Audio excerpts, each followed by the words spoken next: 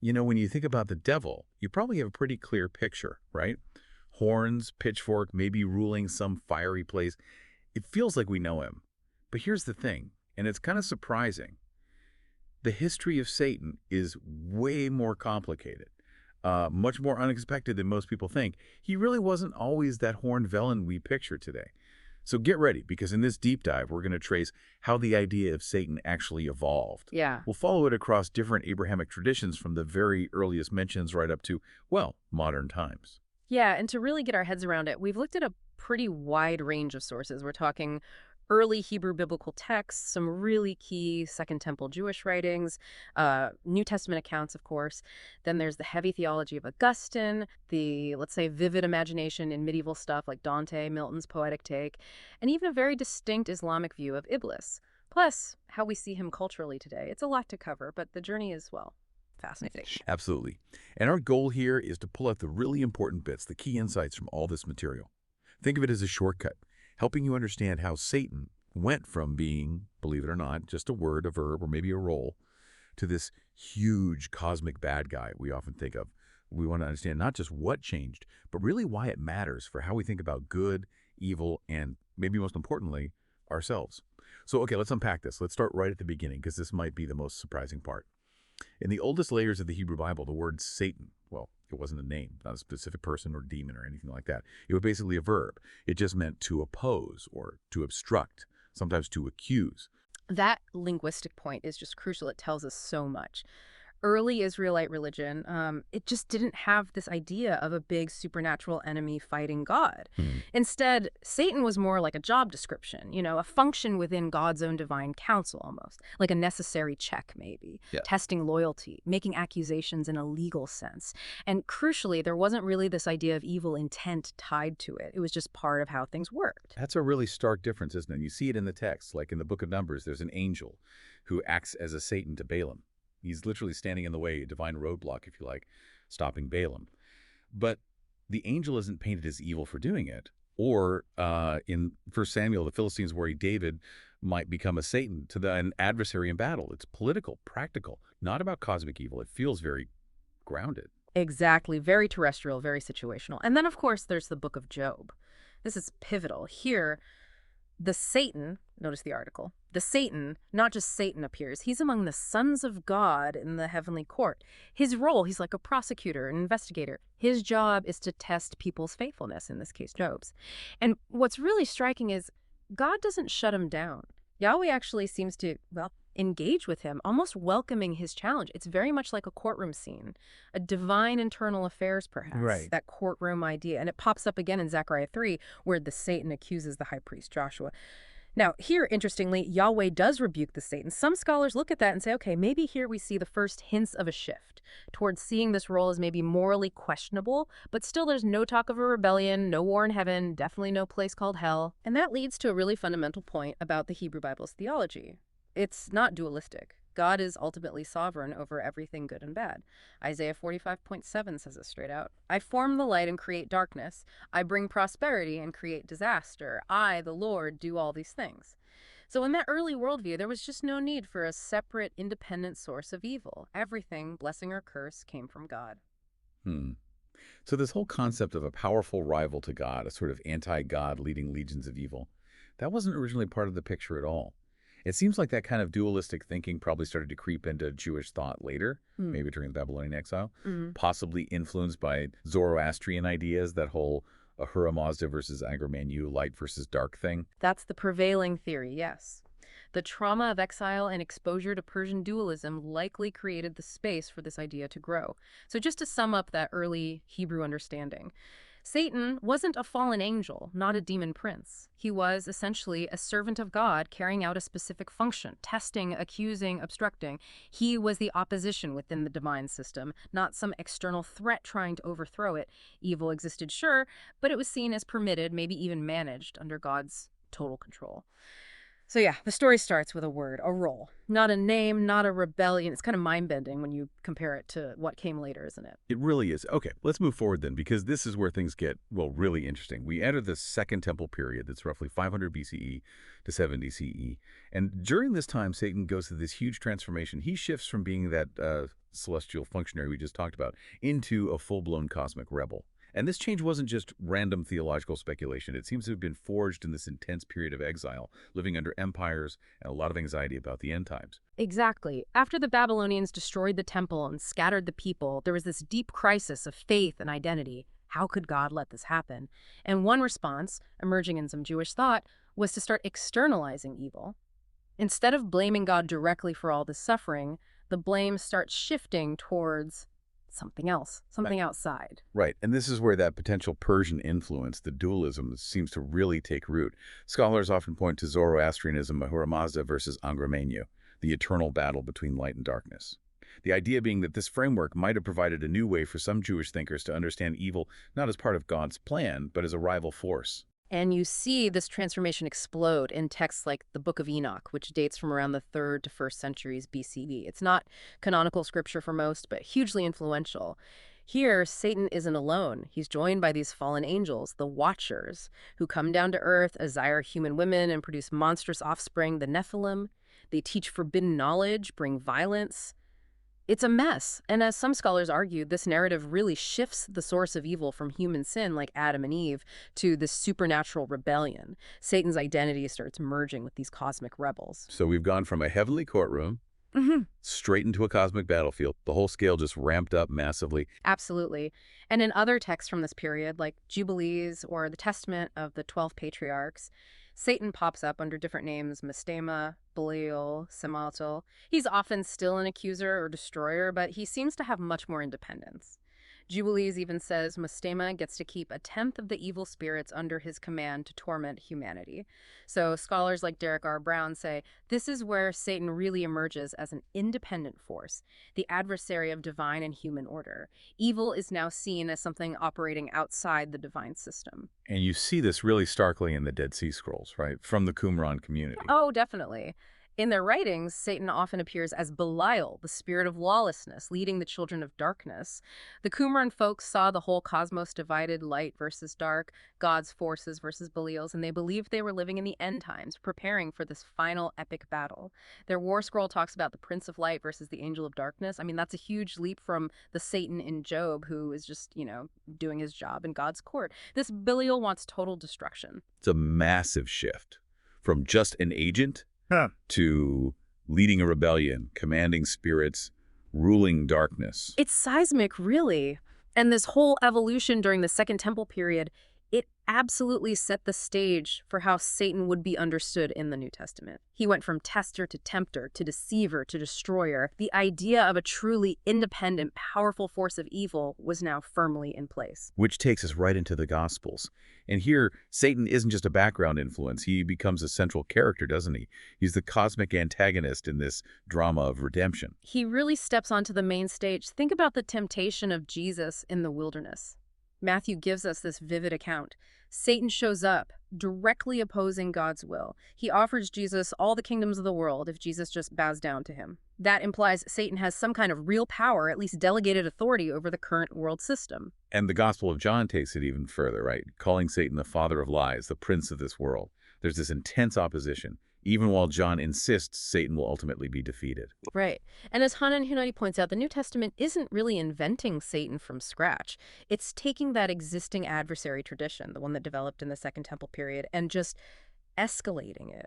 This escalation turns Satan from maybe a background figure or symbolic force into the primary antagonist in a full-blown cosmic war. And that war imagery reaches its peak in the book of Revelation. Oh, absolutely. Revelation paints Satan as the great dragon, that ancient serpent, the deceiver of the whole world. It gives us that famous scene of a war in heaven. Michael and his angels fighting against the dragon and his angels, and Satan getting thrown down to earth. Now, this is really the first time in canonical scripture that we get this kind of detailed cosmic rebellion story. It becomes the assumed backstory later, but it wasn't there in Genesis or Job. So the New Testament writers are really framing evil differently. Yes, scholars like Derek Brown argue this was part of early Christianity's effort to clearly externalize evil. It's no longer just a shadow within God's system, like an early Hebrew thought. It's now this external force, this enemy kingdom that has to be confronted, cast out, defeated, often in these dramatic apocalyptic terms. And that makes sense of why exorcism is such a big deal in Jesus' ministry, too. It's not just about healing someone. It's like symbolic warfare, pushing back against Satan's claimed territory. Even when Jesus says to Peter, "Get behind me, Satan," when Peter tries to dissuade him from his path, it shows how even human failings, human doubts, could be seen as echoing the voice of this adversary. Exactly. So the New Testament really crystallizes Satan's identity. He's the Antichrist, the anti-kingdom, the anti-truth. He's operating with a degree of independence, although always portrayed as ultimately doomed and less powerful than God. But as Isaac Spangenberg puts it, this is a decisive break from that older Hebrew idea where God was sovereign over both good and evil. The lines are drawn much more sharply now. Wow. So the devil, as we often think of him, has well and truly arrived on the scene. Okay, so we've seen Satan go from cosmic rebel to the direct antagonist of Jesus, but then things take another turn, maybe even more. Intimate. By the 2nd and 3rd century CE, theologians, especially someone like Augustine of Hippo, started arguing that Satan's influence wasn't just external. It had somehow gotten into us, into human nature itself. The idea emerged that his corruption entered every single human soul right at birth, not through a choice we make, but through inheritance. Right, this is the core of the doctrine of original sin. Now, the term itself isn't explicitly in the Bible, but Augustine's reading of passages like Romans 5, sin entered the world through one man, meaning Adam became incredibly influential. Augustine argued essentially that Adam's first sin didn't just break his relationship with God, it fundamentally corrupted human nature. And this corruption, this taint, was passed down to all his descendants, not just spiritually, but somehow biologically, through the very act of procreation. Human sexuality itself became seen as the transmission mechanism for Satan's corruption. Wow, biologically. That's intense. So Satan's victory in Eden wasn't just a one-off event. Its consequences rippled down through every generation. Augustine even argued that concupiscence, that sort of inherent human tendency towards lust or disordered desire, wasn't just a weakness. He saw it as a sign, almost proof, of Satan's lingering dominion over our fallen physical bodies. Exactly. And this theological framework then made the virgin birth absolutely essential. If sin and Satan's corruption were passed down through human procreation, specifically through the male seed, as Augustine theorized, then Jesus had to be conceived without a human father to break that chain of inherited guilt. Mary's womb, in this view, became like a theological firewall, keeping Jesus separate from that inherited corruption. She's the new Eve. Christ is the second Adam, untainted. So Satan's power gets internalized in a whole new way. He's not just tempting from the outside. He's the author of this deep generational bondage. His corruption is literally made flesh in us from conception. Augustine even called him the prince of this world, not just ruling kingdoms, but ruling the very biology of fallen humanity. And you can see how this had huge, often negative consequences, particularly for how women and sexuality were viewed for centuries. If sin entered through Eve and was transmitted through sex, then the female body and female sexuality became entangled with Satan's legacy. This fueled suspicion, viewing women as potentially more susceptible to temptation or even as gateways for demonic influence. You can see the dark seeds of the later medieval witch hunts being sown here. As Huneidi sums it up, by the time original sin was fully doctrine, Satan wasn't just someone you resisted. You needed divine intervention, baptism, just to be born free of his inherited claim on you. So it's not just about individual choices anymore. It's about this inherited condition. We're born, in this view, already compromised, already guilty. And Satan is. Well, it's practically waiting in the womb. What a chilling thought. Okay, so Augustine embeds Satan deep within human nature, theologically speaking. But then the medieval church, well, they really put him on stage, didn't they? This is where we get that vivid, terrifying image, the grotesque, horned tyrant ruling a fiery kingdom filled with torture. The medieval devil wasn't subtle. He was theatrical, monstrous, wings, claws, goat legs, forked tongue, the works. He didn't just tempt, he tormented. He didn't whisper, he roared. Yeah, this image wasn't built just from scripture. It was sculpted from, well, fear, a lot of existing folklore, and especially the visual arts. By the 13th century or so, that abstract accuser from the Hebrew Bible, he's morphed into this roaring demon king. And he rules over hell, a place, it's worth noting, that gets far more detailed descriptions in popular imagination and literature like Dante's Inferno than it ever does in the Bible itself. Ah, Dante, right.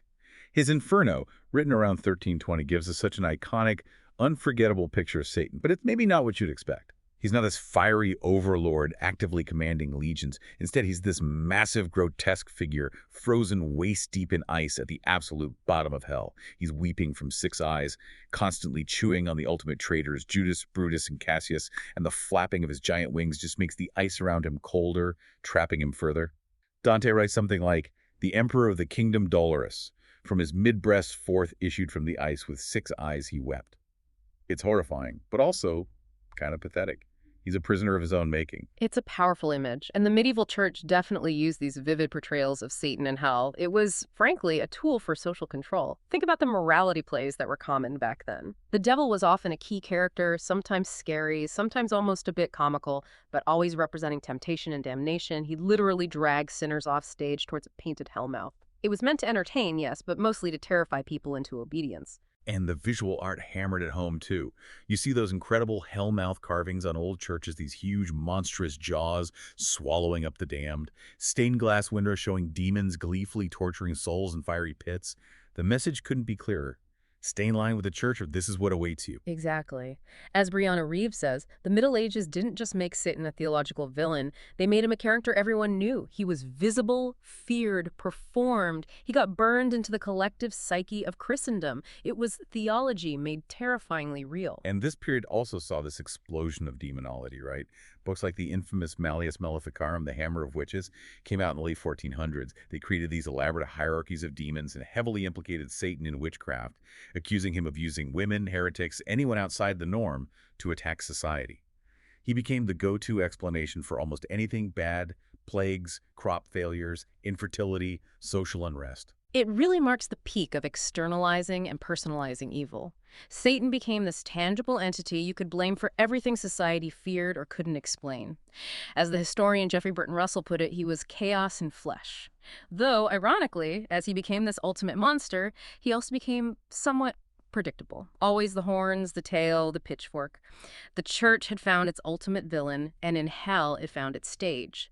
Satan was the undeniable star of the show. But then as we move towards the Enlightenment, the Age of Reason, something shifts again. It's not like Satan is defeated, but his image changes. His horns seem to dull a bit, maybe. He starts morphing from this terrifying tormentor into something else, a symbol of rebellion, maybe even romantic defiance, and eventually a symbol of human doubt itself. Yeah, that's a really interesting transition, and a lot of it starts with literature, particularly with John Milton's Paradise Lost, published in 1667.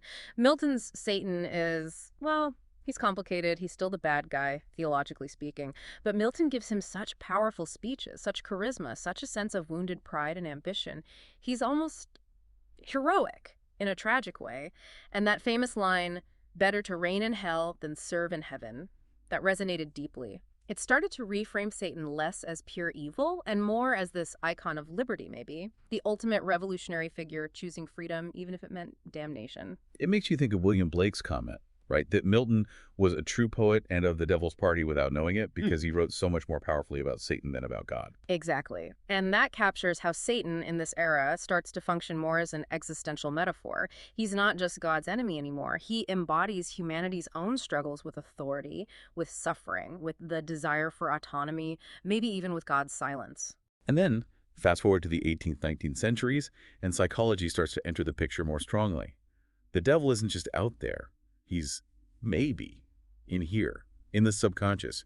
You get thinkers like Freud, who might see religious figures, including the devil, as projections of internal conflicts, or Nietzsche, who wanted to dismantle the whole good devil structure, seeing the devil as a product of guilt and cultural fear. And literature reflects this perfectly. Look at Goethe's Faust. Mephistopheles isn't some medieval beast. He's witty, cynical, dangerously charming. Or in Dostoevsky's The Brothers Karamazov, Satan appears to Ivan as this shabby, rather mundane hallucination, basically voicing Ivan's own intellectual despair and doubt. In these works, Satan is less a monster and more like a mirror, reflecting our own inner darkness or questions. So by the time we hit the 20th century, Satan feels like he's been completely rebranded. He becomes almost pop culture. The little red guy with the pitchfork and high sauce bottles, the sly trickster, the mascot for rock and roll rebellion, the cheap Halloween mask. He's used more for entertainment or shock value or irony. Actual belief in a literal Satan seems to decline significantly in many places. But he doesn't disappear.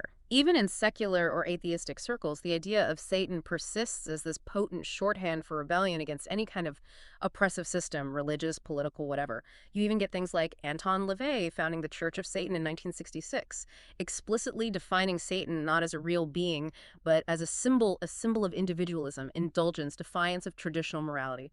For some, he's an anti-hero. For others, just an aesthetic choice. Yeah, Brianna Reeves sums it up well. By the modern era, Satan was no longer an external force threatening the soul. He had become a cultural psyker, a reflection of our values, our fears, and our longing to question authority. So even when belief in him fades, the symbol adapts. He really is a shapeshifter. From the courtroom, to the desert, to hellfire, to the human psyche, to a t-shirt slogan. He's survived because the idea is so flexible. He's as much a cultural artifact now as a theological figure, a shadow that keeps reflecting whatever light or darkness we happen to be focusing on. Okay, before we wrap up, let's briefly touch on a related but distinct figure, Iblis, from Islamic theology, because his story has echoes, but also some really important differences. He's not seen as a fallen angel exactly, nor just a symbol. He's described as a jinn, a being made from smokeless fire who committed a specific act of disobedience against God. That's right. The Quranic story is central. When God created Adam and commanded all the angels and Iblis, who was among them, though a jinn, to bow down to Adam, Iblis refused. And his reason, pride. He basically said, according to the Qur'an, I'm better than him. You made me from fire, and you made him from clay. It wasn't about trying to usurp God's throne, like in some Christian interpretations of Lucifer. It was pure arrogance. And for that specific act of disobedience, he was cast out and became Shaitan, the tempter, the whisperer, humanity's declared enemy. And that distinction, him being a jinn, not an angel, is key in Islam, right? Because angels are understood to be inherently obedient, incapable of sin. Iblis could disobey because, as a jinn, he possessed free will. So his fall isn't a cosmic betrayal within the angelic ranks. It's presented as a profound moral failure stemming from pride. It serves as a stark warning. Exactly. And as Hanan Huneidi notes, unlike the later Christian Satan, who becomes almost evil incarnate, Iblis retains a kind of theological function. He's not the source of all evil, but he's permitted by God to test human resolve. His temptations, his whispers, are considered real threats, but crucially, they are resistible. Humans have the agency to ignore him. In some ways, this role feels closer to that original Hebrew Satan in Job the Tester than to the medieval devil. God remains fully in control. And Jayden, in everyday Islamic understanding, isn't just Iblis himself, is it? It can refer more broadly to any evil influence, temptation, or even our own lower impulses, the nafs. There are prayers for seeking refuge from the evil of the whisperer. It puts a strong emphasis on the internal struggle against temptation. Yes, the focus is very much on that internal battle. Islamic scholar Fazlur Rahman described the Quranic Satan not as this independent power at war with God, but more like a failed moral agent, a tragic figure whose story serves as a constant warning about the destructive consequences of pride and disobedience. And crucially, Islam fiercely maintains the concept of Tawhid, God's absolute oneness and unity. So Iblis can never be a true rival to God, not an autonomous force of darkness. He's a creation. His power is limited, permitted by God, and he will ultimately face judgment. The Qur'an assures believers, "Indeed, my servants, no authority will you have over them who are truly faithful." So the Islamic model offers a different balance. Iblis is real, he tempts, he's an enemy, but he's not God's opposite number. He disobeys out of pride, not cosmic ambition. He whispers, he doesn't rule hell in the same way. He serves a purpose within God's plan, even in his rebellion. He's the echo of arrogance, perhaps. And resisting him is part of remembering our own place, our own submission to God. It's a fascinating contrast. Okay, so we've covered a huge amount of ground here. From a verb in the Hebrew Bible to a cosmic rebel, the source of original sin, a medieval monster, a romantic symbol, and the Islamic figure of Iblis. What does it all add up to? What's the takeaway from this incredible journey of Satan's transformation? It's been quite a ride. It really has. I think the core insight is that the Satan figure we generally recognize today isn't some static, unchanging, being revealed perfectly in one text. He's more like a collage, isn't he? A composite image stitched together over millennia across different cultures using bits of fear, metaphors, theological arguments, folklore, political anxieties, and even artistic license. It feels like each era, each culture projected its own specific anxieties onto this figure. Worries about divine justice, cosmic order, human sinfulness, political rebellion, sexuality. And each projection added another layer, making him feel more real, more defined. That's a great way to put it. His evolution really does seem to mirror humanity's evolving understanding of itself and its relationship with the divine and with evil. Mm. When the main fear was to find justice within the covenant, Satan was the accuser in court. When people wrestled with why a good God allowed suffering, maybe influenced by dualism, he became the cosmic rebel, the external source of bad things. When the focus shifted to internal struggles with guilt and desire, he became the inheritable source of original sin dwelling within us. And when people pushed back against religious or social control, he could even become a symbol of defiance, of freedom. Precisely. It leads to this really profound idea. Maybe Satan isn't just the enemy of God. Maybe, in a way, he's the echo of us.